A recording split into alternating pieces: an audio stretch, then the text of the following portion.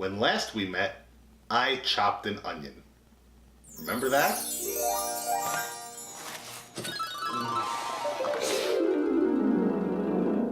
Yeah, no, that was fun, but that time I promised you that I would test a bunch of onion chopping techniques to see which, if any, stopped you from crying while chopping an onion.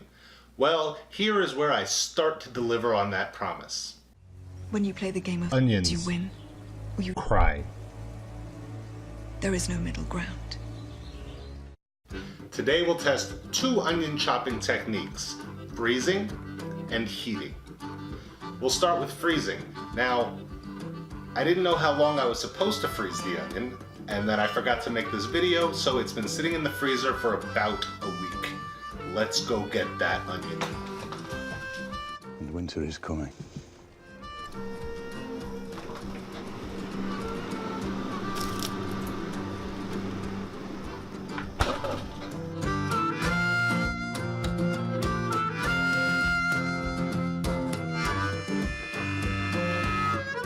Making a terrible mistake. Nobody knows. I know it's not a satisfying answer, but honestly, nobody knows where the onions started growing. Over 5,000 years ago, one just popped up, and now we have onions. So, here's my onion. It is frozen. And here's my knife. And here's my cutting board, and let's get to work.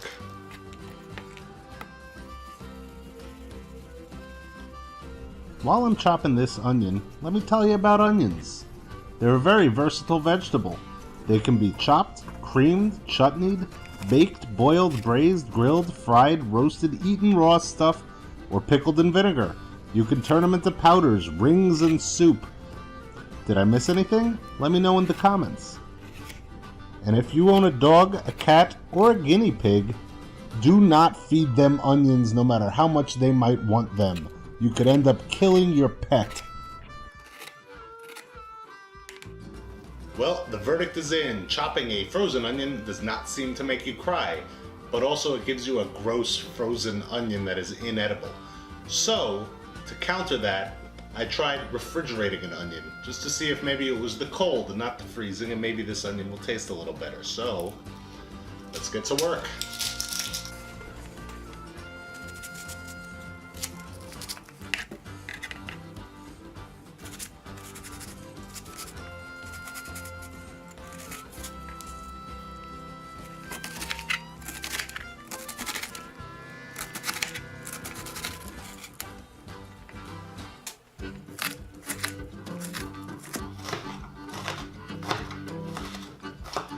Well, this didn't make me cry as much as chopping a regular onion. I could still feel it a little bit up in the tear ducts. Definitely a little bit of enzymes making their way there. Tastes okay. Maybe it will be alright. So it looks like chilling an onion might help you not cry while chopping an onion. Although now it's starting to get to me. I guess chilling an onion might delay the crying if you chop it quick and get away from it. But instead, I'm just sitting here next to a chopped onion. So let's set one on fire. For the night is dark and full of terrors. Now the tip that I saw said to microwave your onion. I don't have a microwave, so let's throw one in the toaster.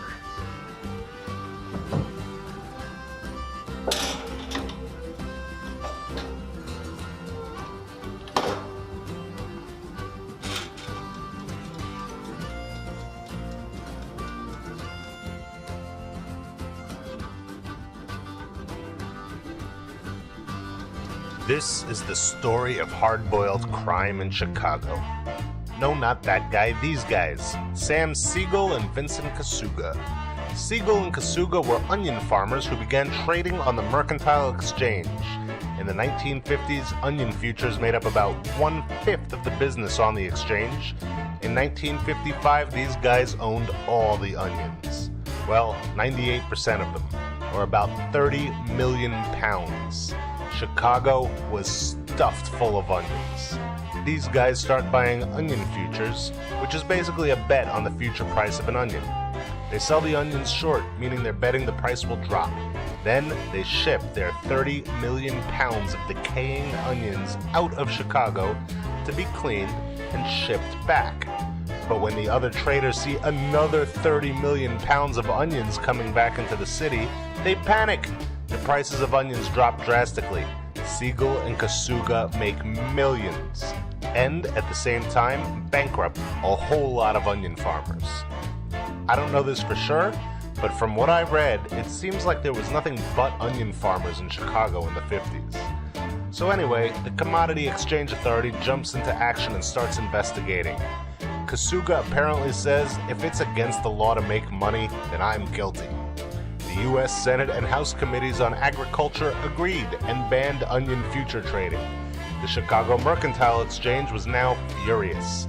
Remember, onions made up 20% of the exchange at the time? So the exchange expanded and started trading futures on pork bellies and orange juice, giving us one of the greatest comedies of the 1980s. Here's the text of the law.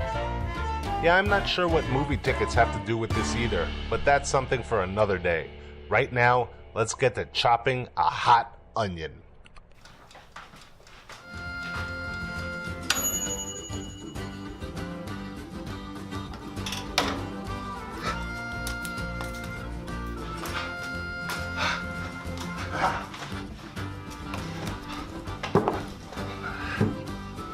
Alright, we got a nice hot onion. It smells alright. Let's get to peeling it, huh?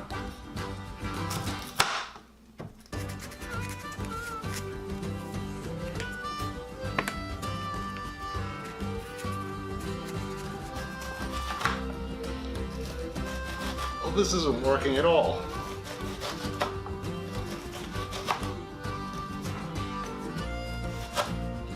No, I'm not even done chopping this onion and I'm already tearing up. If you think this has a happy ending, you haven't been paying attention. Well, the snow has fire beat. You know nothing, Johnson. So, thanks for watching. What have we learned? Well, chopping a regular onion will cause enzymes to fly up into your eyeballs and make you cry. If you freeze that onion, it will also freeze the enzymes and you will not cry, but you will not have an edible onion. Now, if you heat the onion up, it does nothing. It does absolutely nothing if you heat the onion up. You just get a weird, wet, slimy, hot onion. Thanks for watching, guys. We'll be back next time with more onion chopping trickery, facts, and figures. Subscribe, like, thank you. See you next time. Good night.